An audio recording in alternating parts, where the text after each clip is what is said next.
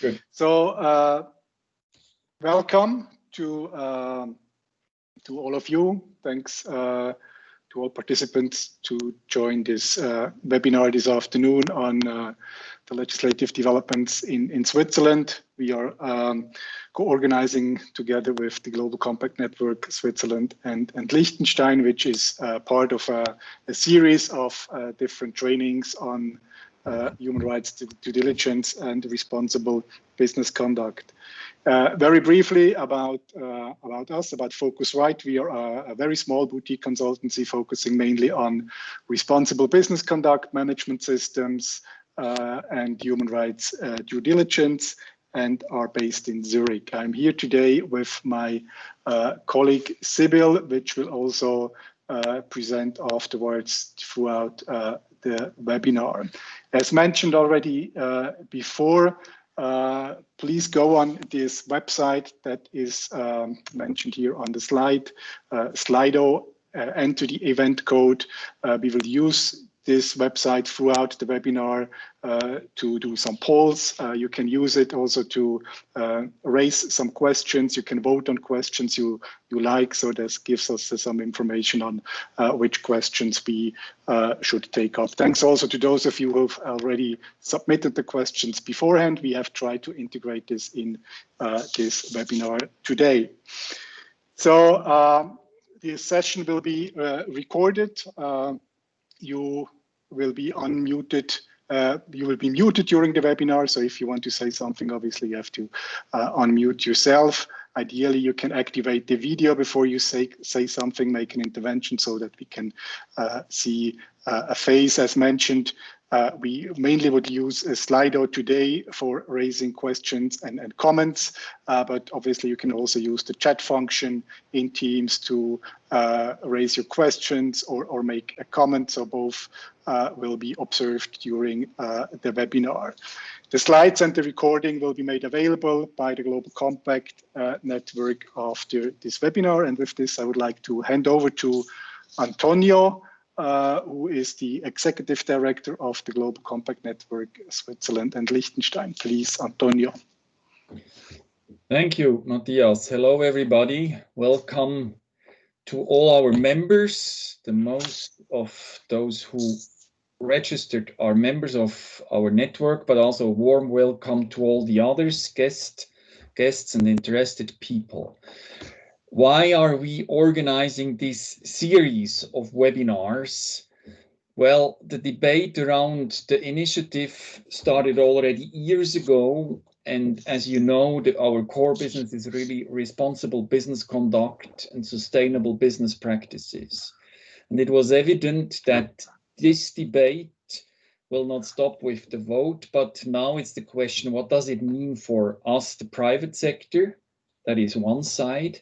And the other side is, what does it mean if we as private sector really want to push forward a business practice which serves the global common good, which serves all human beings on this planet?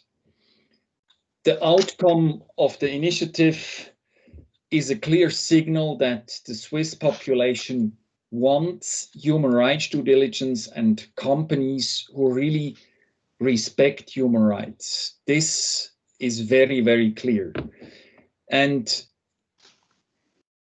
the question of this webinar this afternoon is what is now mandatory, but what we are really asking companies is this, what you see on the slide.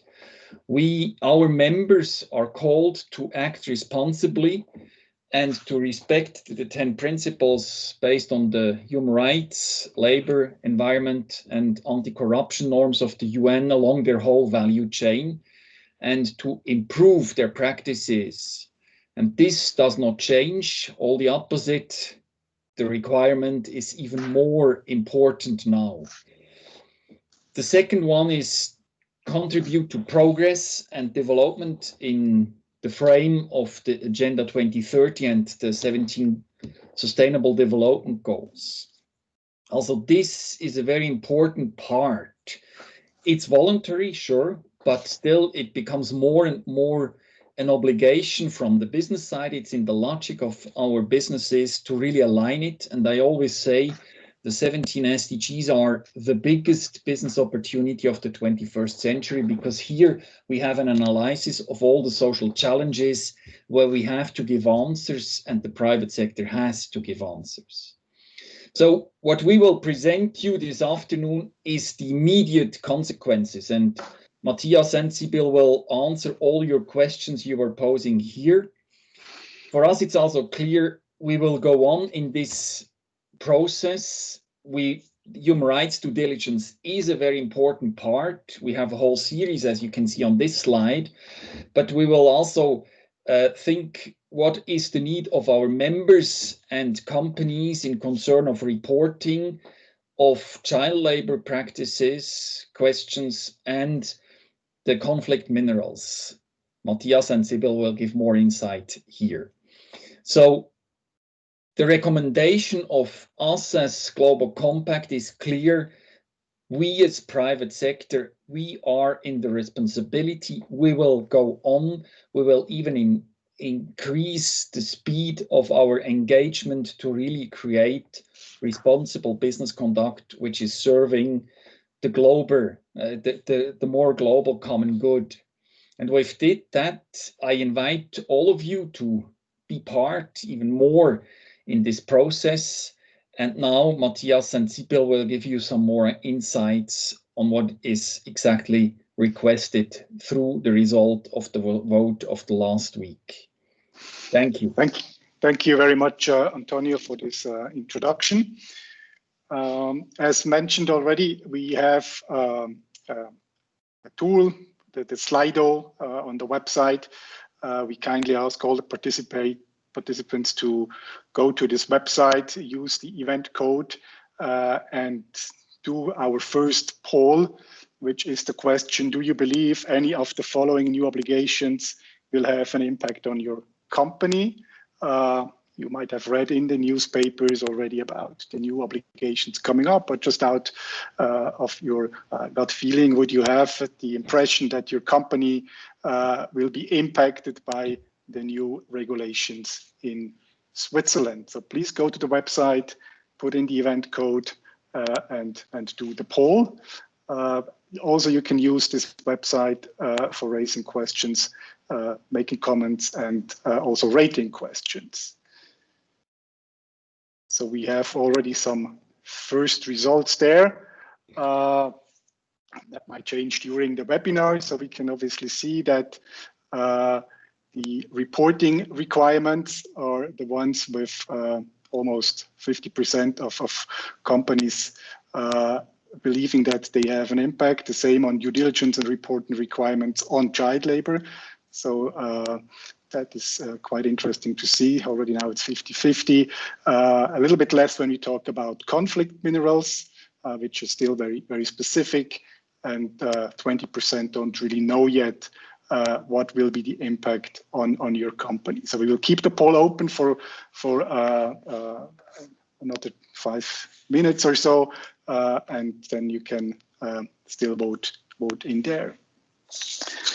So what will we do today? So basically what we will present you within the next 50 minutes is the outcome of the vote that happened last Sunday in Switzerland, and an explanation of the new requirements and what it means for you as companies. That's basically what we will intend to do. And again, please use the chat function, use Slido to raise any questions throughout the webinar. Very brief, what was the result of last week's vote? So as Antonio already mentioned, we actually had a majority of a little bit more than 50% of Swiss voters saying yes to the Responsible Business Initiative.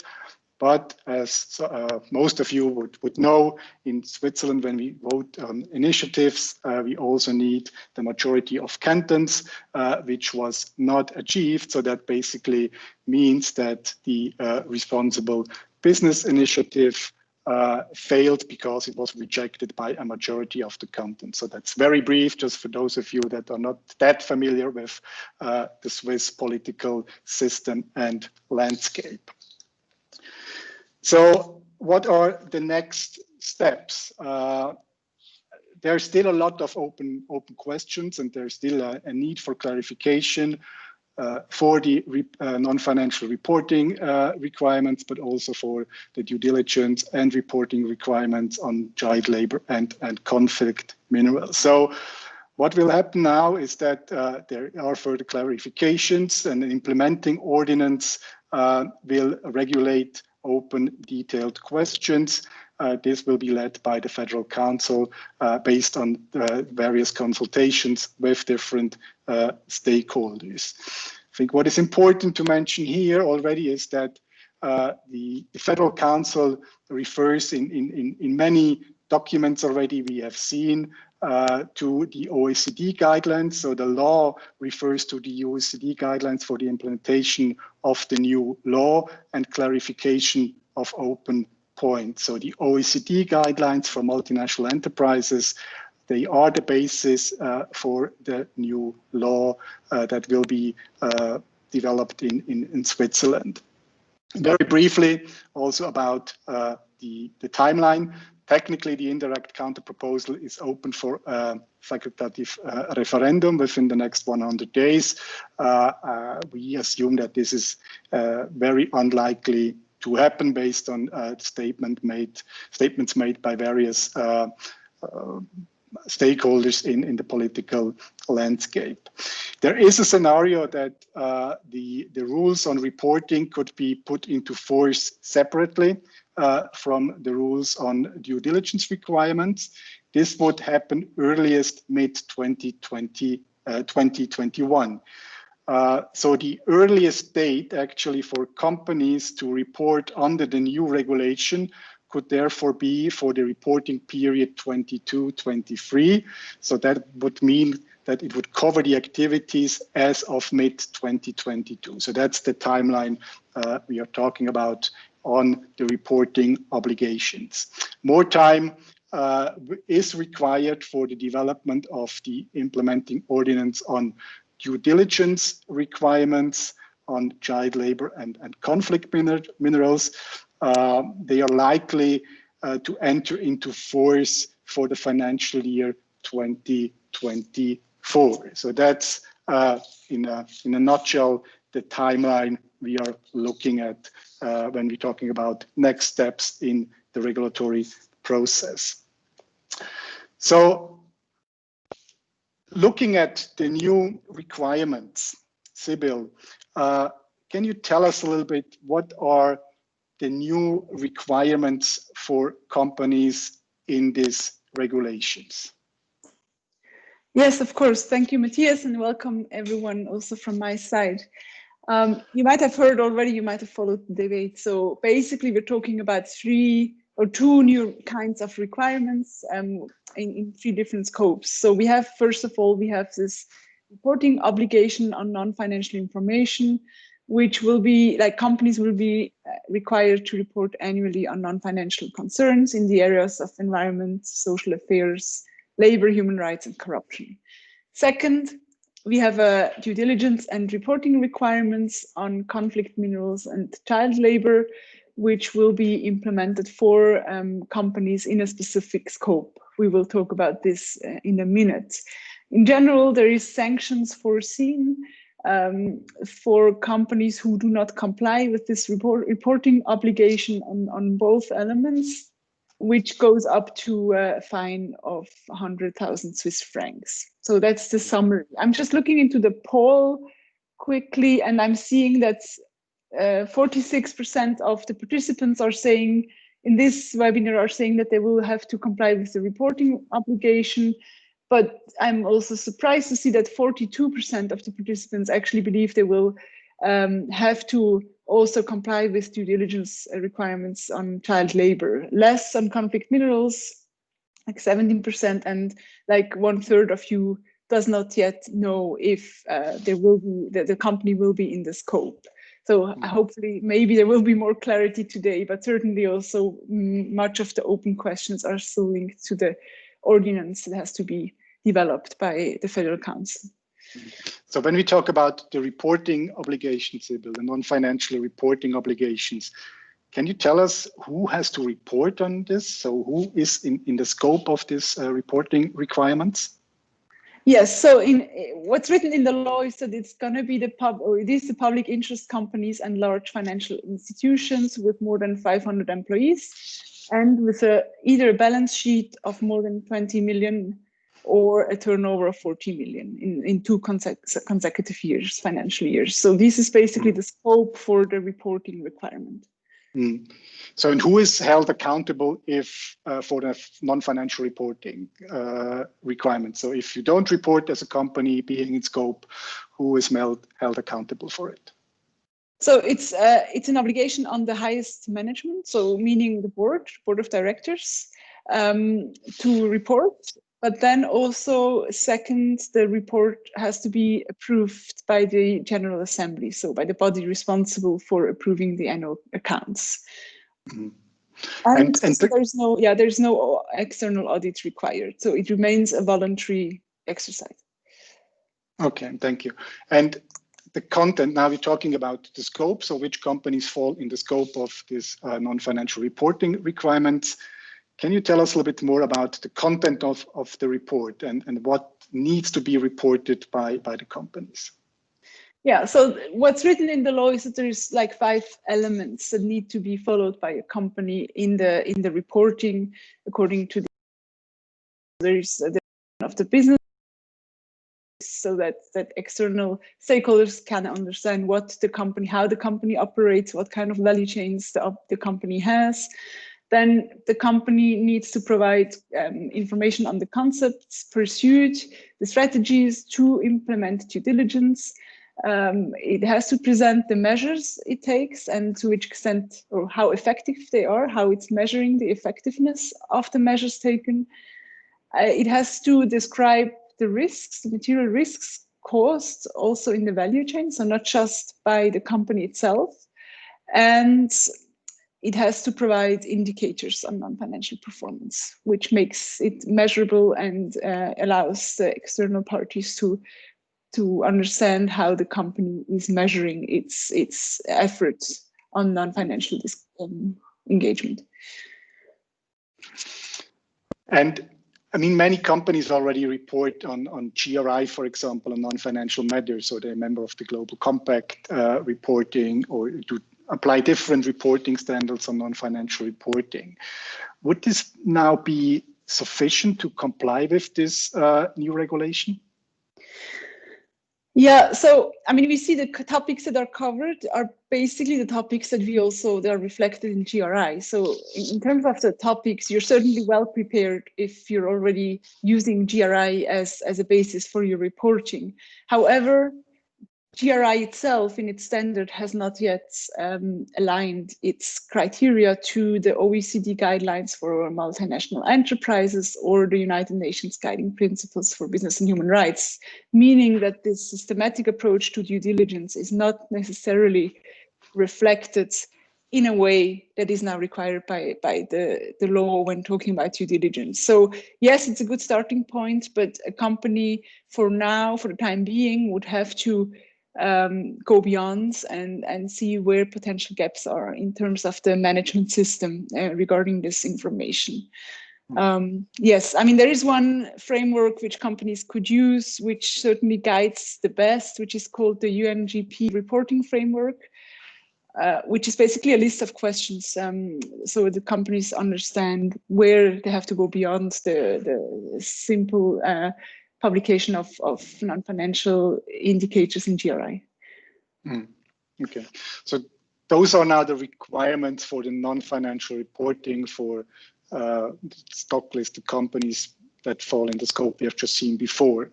And what are now the due diligence and reporting requirements for companies being in the scope for conflict minerals and child labor? Sorry. Yeah, so I think now it worked. Oh, sorry. Yes, so basically that's where it goes beyond what we have seen in the simple non-financial reporting requirements. Companies are bound operate a supply chain management system. It's basically a management system where it outlines how the supply chain policy works. And it even goes further by saying, in the case of conflict minerals and child labor, you need to have a system which allows you to trace the supply chain. So this is actually going quite far. There's also a risk assessment that needs to be in place in the supply chain, and a risk management plan, including measures to minimize the risks identified. And again, that's the reporting element, which is part of this second obligation, which is the annual reporting on the due diligence obligations. So basically, we have the simple due diligence, simple non-financial disclosure obligations, but then we have a due diligence obligation which goes further for the two topics. And are the formal requirements similar to the non-financial reporting, or what are the specific formal requirements now when we talk about the due diligence and reporting requirements for conflict minerals and child labor? Yeah, so the responsibility of the obligation is also at the highest management, the highest administrative body, meaning the board. And then there is also there's an external mandatory audit for conflict minerals to be conducted, but not in the case of child labor. So in the case of conflict minerals, there is an audit mandatory, but not for child labor. And then also, again, the audit of the report is not mandatory. So the content of the report does not have to be audited, but there needs to be an audit of your due diligence obligations in terms of conflict minerals. Okay. Mm-hmm. So before talking a bit more in details on the due diligence and reporting requirements on conflict minerals and child labor, we would like to know from you, again, in a short poll on the Slido, using the event code, does your company potentially have conflict minerals in its value chain? Please, again, go to Slido and fill in, please, quickly the poll.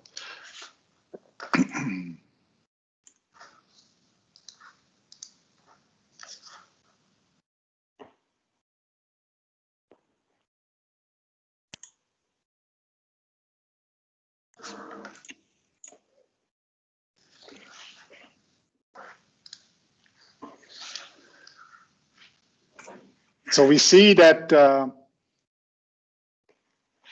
even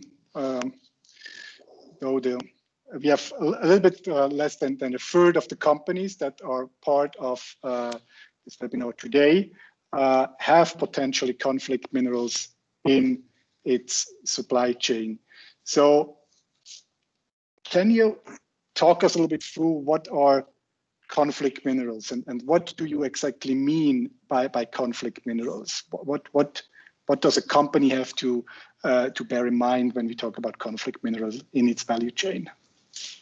Yeah, so the counter proposal took over the definition which is in the EU regulation on conflict minerals.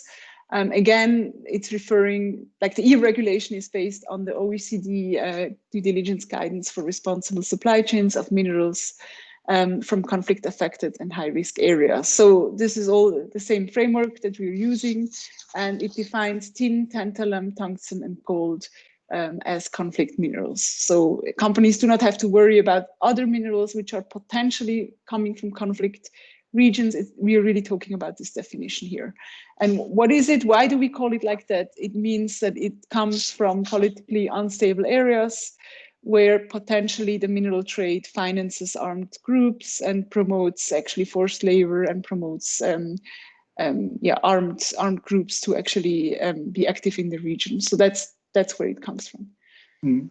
So if a company has conflict minerals in its supply chain, so talking, for example, a company that produces headsets for phones, do all companies have to report and introduce a due diligence if they are based in Switzerland? No, and that's where the first big question mark comes in. So the law defines that in the ordinance, the implementing regulation, which is still going to be defined or written by the Federal Council, there will be a threshold of a certain import or processing quantities that a company brings into Switzerland and processes in Switzerland of conflict minerals. So it's still very unclear what kind of quantities will be defined in this regulation, which is still to be developed. Okay, thank you. So the second area where due diligence and reporting requirements apply is the topic of the issue of child labor. Also here we have prepared a short poll for you with the question, do you believe child labor could potentially occur in the value chain of any of the products and services your company offers? Please again go to Slido and fill in the poll there. We have already seen at the beginning that actually quite a significant number believe that they would somehow fall in the scope of this new kind of due diligence requirement and reporting obligations. So just looking at the poll.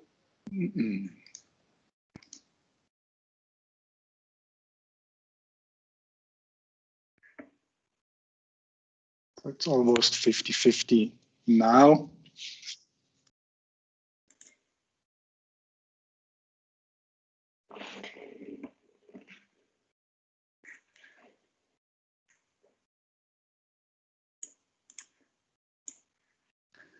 So we can see that it's roughly 50-50, that companies believe that they are potentially affected by child labor in the value chain of any products and services the company offers.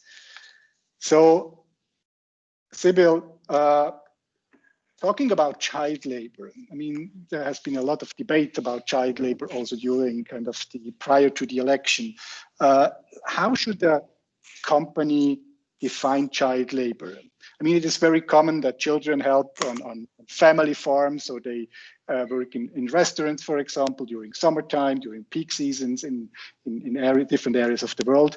Is this child labor, or what is child labor? Okay, thank you for this question. Yes, when we're referring to this kind of child labor in the law, we actually mean the ILO definition of child labor, which is abusive child labor. So simply said, it's actually a child should never work if it's younger than 15 years. But if it's a young worker above 15 years, there is actually special protective conditions that have to be applied. And then there's also certain work which is considered to be hazardous or dangerous, where also young workers should never work, which means it's work where they get maybe health impacts which will hinder their health and their development. And also a child should always be able to go to school. So it's not just any child working on a farm, it's actually a child working on a farm which is hindering the child actually to go to school, or which is actually really impacting through, let's say, pesticides or really dangerous work. So that's the definition. So a restaurant, typically, if it's helping out in the afternoon after school, the child usually it shouldn't be a problem unless it's really working with dangerous chemicals. And we have seen when we talked about conflict minerals that there will be an ordinance that would kind of define the companies that would be in scope of this due diligence and reporting obligations, and which companies have to implement a due diligence and also report on it with regards to child labor. Is this regulated already? Is this clear? This regulated, but it's not yet clear. So it says in the law that it will be companies who offer products and services where there is a reasonable suspicion that they have been manufactured or provided using child labor. So the reasonable suspicion is still to be defined also again in the implementing regulation. What is clear is that also the implementing regulation will contain exceptions for so-called low-risk sectors and also for SMEs. Okay.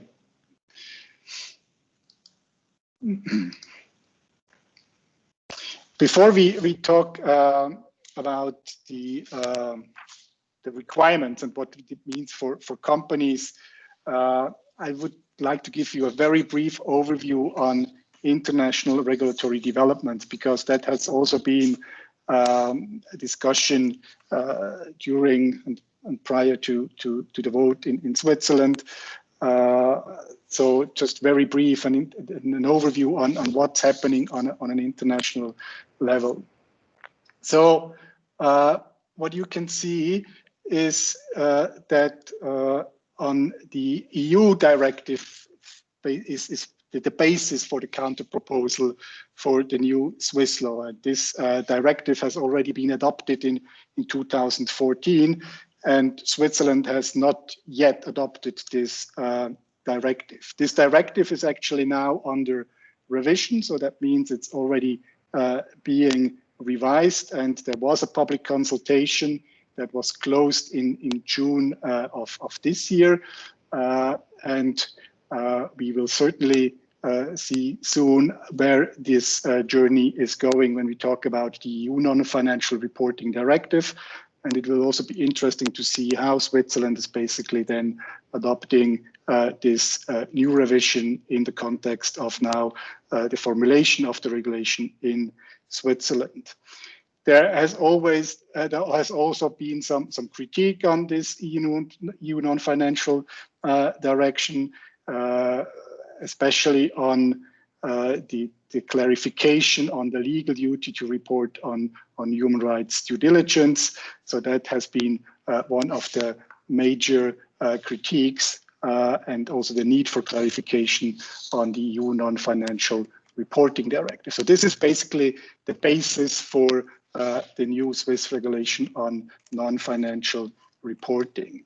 At the same time, there is a trend also in the European Union towards mandatory human rights due diligence. So the European Parliament's Committee on Legal Affairs published a draft with recommendations to the Commission on corporate due diligence and corporate accountability, which also included a proposed text for mandatory human rights due diligence directive. So there is still an ongoing public consultation on this proposal, so that has been opened for submissions, and this consultation will close in beginning of February next year. This agenda has also partly been pushed by the German presidency of the European Union, which also links obviously to national kind of developments in terms of legal requirements and regulations. So most of which have then at least reporting requirements. The basis again here for the Swiss counter proposal has on one hand been the EU conflict minerals that has already been mentioned, but also the Netherlands child labor due diligence law, which is also applicable actually for companies, for all companies that sell products and services in the Netherlands. I think that's quite interesting. Very brief, what is happening in other countries. In France, we have the duty of vigilance for companies with more than 5,000 employees or 10,000 worldwide. In UK, there's the Modern Slavery Act. In Germany, there is this discussion on the due diligence or Lieferkettengesetz in the parliament. So there are various existing and potential upcoming legislations with different scopes and different focus areas and different focus issues and priorities in different countries in Europe, but also international. So this snapshot is only for Europe, but I mean, there's also an international trend. What I think it's important to mention here is that the common ground for all these due diligence requirements is or are the OECD guidelines and the UN guiding principles. So if a company works on the OECD guidelines and the UN guiding principles and implements the due diligence as outlined in those frameworks, you would be compliant with all those international standards. I think that's an important message here.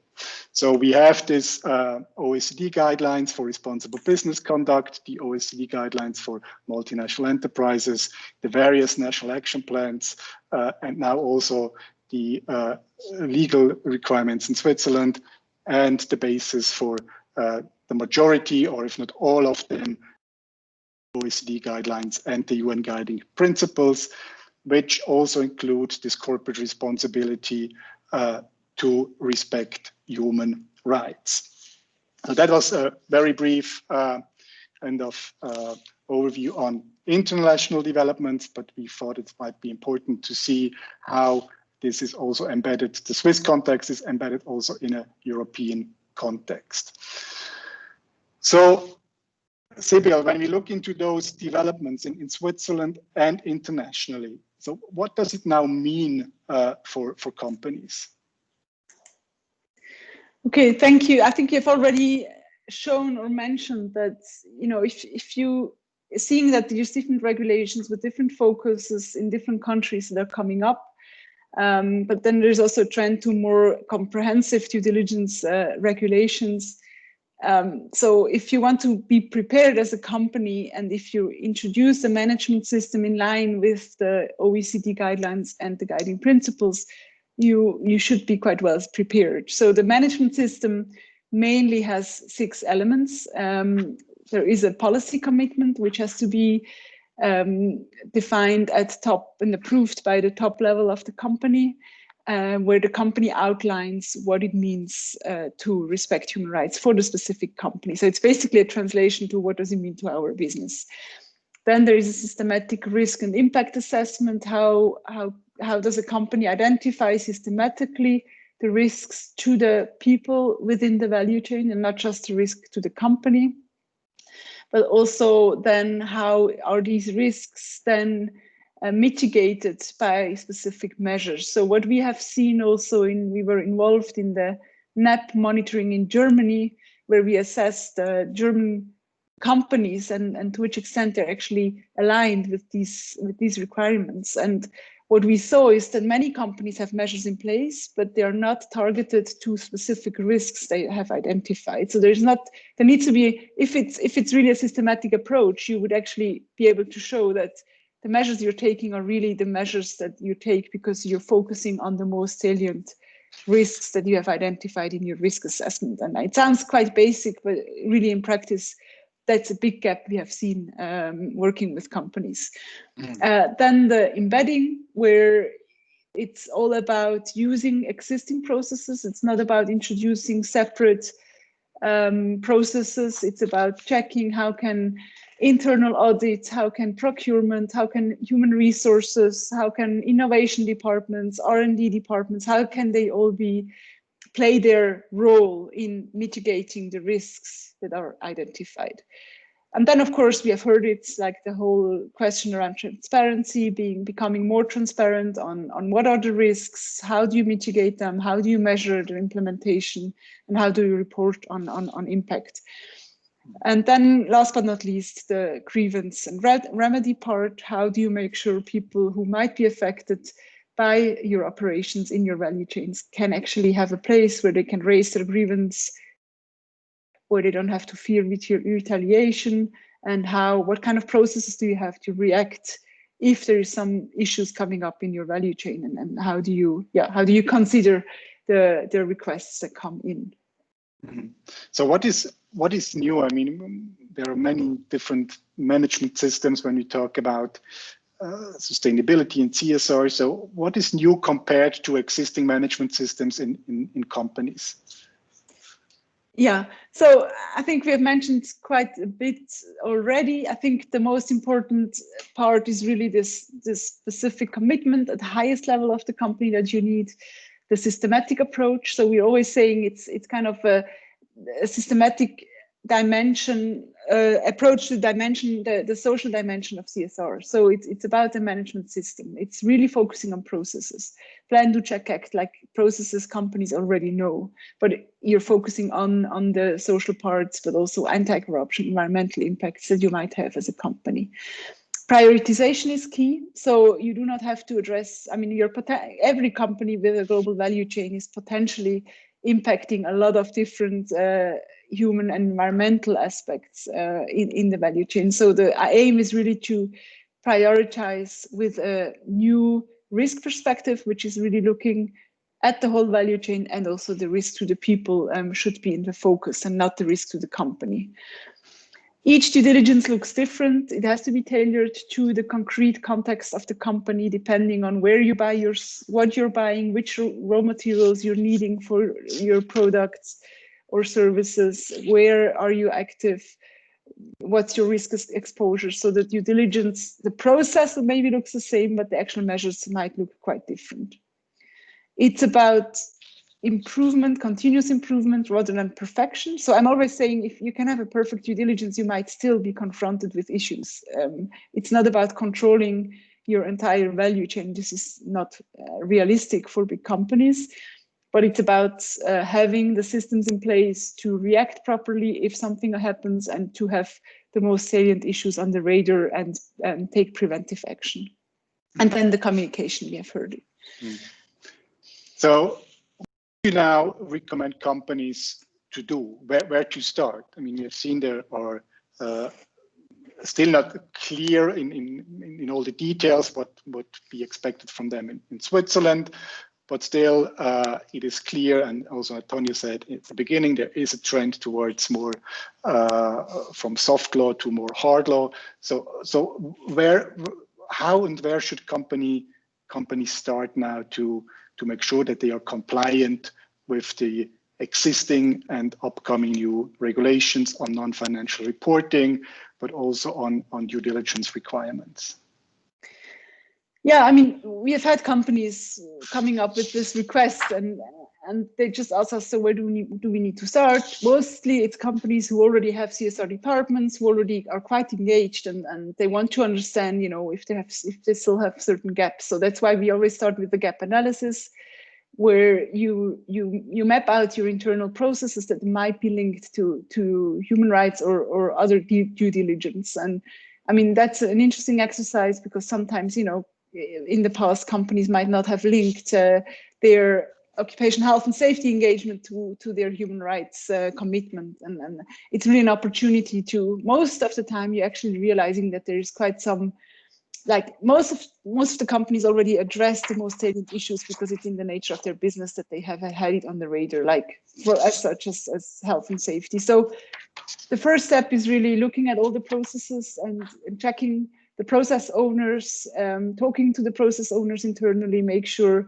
that you're aligned, and then see how, if you can find gaps, if you see that there are certain processes that need to be adopted, or if there is any new process which has not been, or a risk which has not been on the radar, then you develop a proper action plan with clear responsibilities, and then of course the transparency and reporting can automatically be improved as well. I mean, as soon as you start systematically addressing these issues, you're also better prepared to comply with the reporting requirements. Just to show you what this looks like, again, when we're working with the gap analysis, we take the same framework, the OECD or the UNGP framework, with the different elements of due diligence, and we really go into this internal process of consulting internally and finding out where the company stands. And then together with the board, you can actually define the aspired level. And again, it's about continuous improvement. So the aim is not to be top in each element from the beginning. It's a process. So, but this gives a good basis to actually discuss internally, where does the company want to be? What is the ambition of the company? Does it want to be legally compliant, or does it want to go beyond? And this gives a good basis for such internal discussions. Thank you very much. So what we have here as well is a short recap on the requirements, on the reporting requirements, and on the due diligence requirements. So we tried to summarize everything on one page to also provide you with an overview. There was just a question in Slido referring to what is a company of public interest. So basically those are companies that are defined by law by companies that are listed companies, so listed at the stock exchange in Switzerland, Zurich most likely and most often. and or supervised under the Swiss Financial Market Supervisory Authority. So it's applying to listed companies, but also to financial institutions. That's how it is defined in Swiss law, how a public interest company is defined. Just coming quickly back to these questions. But what you can find here is basically on a one-pager what we know by now, what we have mentioned, that there are still some open questions. There is need for clarification and detailed work, which is now ongoing. So that's the current status. We have on our website, we have summarized the relevant questions and will regularly update on what's happening next. And if there's any news and updates, we will also update this on our website. So now we have roughly 15 minutes left for questions and answers. Please, again, use the chat function, use Slido if there are any questions coming up.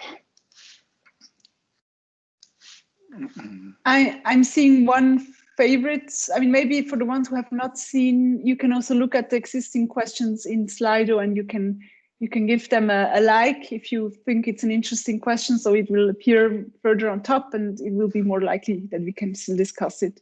So I see one of the top questions was the one: which companies typically have a high risk of child labor and would likely fall under the due diligence obligation? Again, I mean, we have not yet seen this ordinance. It's not yet developed, and it will be subject to debate and also to a broad consultation.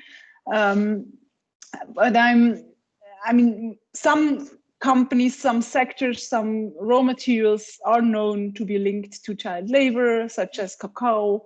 Also the minerals, a lot of minerals who are where we know there's known reports about abusive child labor. So basically, if you're importing or using raw material where there is known reports and reported cases of abusive child labor, then most probably this will be in the discussion. Then, of course, the question goes, what kind of exceptions will the government still define? But in general, I think the definition of abusive child labor of the ILO will definitely guide this question.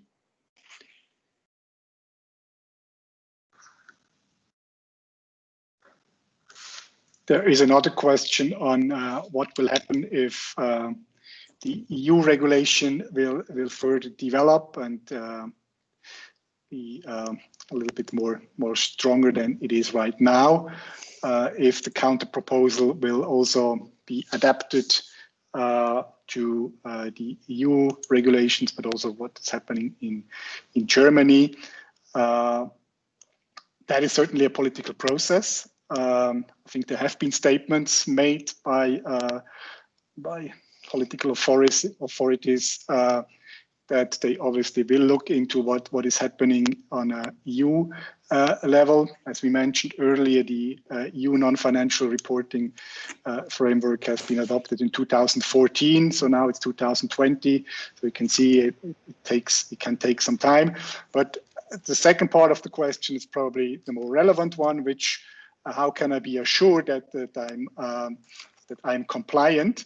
And I think again here we would suggest that you look into what is formulated in the OECD guidelines and into the UNGP, because this is again the base for all the regulations that are existing and upcoming. So if you look into how the OECD formulates responsible business conduct, how UNGPs formulate human rights due diligence, I think you can be sure that you are compliant to existing and also upcoming new regulations. Matthias, I may intervene, and to the question, what do you know about the current status of implementation of due diligence requirements by Swiss companies? I mean, that's one of the big questions we have. If we are honest, we do not really know it. We have a report made on all the UN Global Compact members globally, and there we know some 35% of our participants responding to it say that they have really a due diligence process installed. Some 95% of our members committed to it, but that's one of the big questions globally. We do not really know how many of the companies have these due diligence instruments in place. It's not clear. I think here a good basis is certainly what Sibylle mentioned is the monitoring of the National Action Plan in Germany, where actually it was the first time defined what is appropriate due diligence, and the National Action Plan and Business and Human Rights in Germany took again UNGPs and OECD guidelines as a baseline, and the results there in terms of compliance, I think, Sibylle, please correct me if I'm wrong, was probably 15%. So it's 15% of companies being compliant with the standards outlined in the National Action Plan. And a similar picture, I would say, was shown in Switzerland by a report that has been commissioned by SECO, I think 3 years ago. So, I mean, if you would talk, I mean, it's very difficult to talk about percentages here, but it's not the majority, let's put it like this. Yeah, and I think it's interesting. I just shared the link also to the German National Action Plan monitoring, and for the ones interested in this topic, it's certainly worth a look at it, because you can see for each element of due diligence where the companies stand, and it shows what I've said. It shows that one of the major challenges is not having a policy commitment, but actually a systematic risk assessment. So if companies do the way they traditionally assess risks is usually not automatically compliant with such requirements. So looking into this new risk perspective is one of the first steps that where companies really have to improve. And it's also kind of a quick win, because it's introducing a management risk system, which once you have it in place, you will actually be likely to comply with this process-oriented requirements. Maybe to another question, would the EU due diligence regulation lead to an amendment extension of the Swiss law? I mean, we do not really know it yet, and that's more an internal information of internal discussions within the networks. It's absolutely clear that this regulation is the beginning and the starting point. Even for those who were against the initiative, they're aware that it will go on and the bar will be raised in the next years. That's evident. And that's why we as Global Compact strongly recommend to all our members and the private sector in general to take the human rights due diligence very seriously and really to scale up their sustainability and responsible business conduct practices. The bar will raise, that's evident and that's sure. Thank you, Antonio. I think this leads us to the next question which I see, which is, would an EU due diligence regulation lead to an amendment or an extension of the Swiss law? Not automatically. So the law that we have now is independent. It's not an automatic takeover of EU law. So we have a separate change in our law now, which, if it has to be adopted, we'll have to go through the whole legislative process again.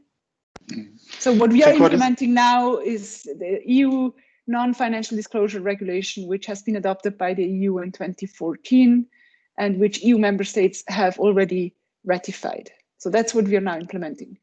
I think what also we have to bear in mind is that obviously whatever is happening in Europe is also implication for Swiss companies, being obviously Europe the main market for many Swiss companies, so being part and integrated in global supply chain. So if you would deliver material for a German automotive company, you have to comply with those standards anyway. And we also see increased investor expectations and regulations coming up. So there's certainly there's a trend towards more legal requirements, which have direct or indirect implications on Swiss companies. But obviously there are also other actors in the market system, mainly also investor companies, investment companies that are more and more looking into how they can invest in companies that are conducting a responsible responsible business. I'm just conscious of time. We will try to answer one more question before handing back to, I'm not sure, Alice and or Antonio, just to present the training program in 1 or 2 minutes, what's happening next. Just see whether there's a further question. Yeah, there's one. Is it known who will be in charge of verifying whether companies are complying with the new obligations and impose sanctions? It's a reporting requirement, so companies will have to report, and someone will have to comply. Will have to complain, or will have to report if the company is not complying. So there's no general mechanism introduced, or the reports are not collected at the governmental level and checked proactively. It's basically civil society, most probably, who will actually come up with such reports. Which mentions if a company doesn't comply with reporting requirements. I mean, we're seeing it in the UK Modern Slavery Act, where we have gathered some experience where, even though a lot of companies don't implement the Modern Slavery Act, meaning they are not publishing their modern slavery statements in a way they should, there haven't really been sanctions. Good. Alice, can I hand back over to you? Thank you very much. Yeah, sure. Thank you very much to Sibylle and to Matthias for this very clear picture of the actual situation. And a big thank you to all our participants who asked questions and took part in this 1-hour webinar. If you want to learn more, so we have prepared a program for next year. This will be, on one hand, a training program on human rights due diligence, which will consist on one hand of an individual human rights due diligence gap analysis and webinars, 6, so the 6 key elements of human rights due diligence, 6 coachings always between the webinars, so that the companies taking part in the training program will be able to work on their human rights due diligence, ask their questions, etc. And then we will also put in place one online platform for exchange for the people taking part in the training. On the side of reporting, we have prepared 3 events. So it's also a short training on reporting. This will start in March with an introduction to sustainability reporting, and we'll go on with a webinar and a half day, more or less, almost 1 day training on reporting. So on conflict minerals, on child labor, we will also be planning activities. So I invite all of you to stay in touch and have a look at our website, globalcompact.ch, and subscribe and register to our events. Antonio, would you like to say a last word? And just one last thing. If you have any question that has not been answered during this webinar, please feel free to send us an email. You can send it to me, and I will see with Sibylle and Matthias how we can help you further. So have a nice day, everyone. Thank you very much, Alice. Thank you, Sibylle, Matthias, Focusright, for this input. Thank you to all the participants. Warm welcome and invitation to follow our activities. For those who do not have the newsletter, you can register on our web page, and then you will get informed about all our activities. And in fact, if you have questions, if you have also needs where you say, we would be interested to have more insights, or a webinar, or a sharing and learning, or even a closed dialogue on certain topics, let us know. That's what we are here for, to really facilitate possibilities for mutual learning and progress in the field of corporate responsibility and business sustainability. With that, we close this German part. Have a nice afternoon. And we folks, we go on to the German webinar in a quarter of an hour at 15:15. Thank you very much and goodbye.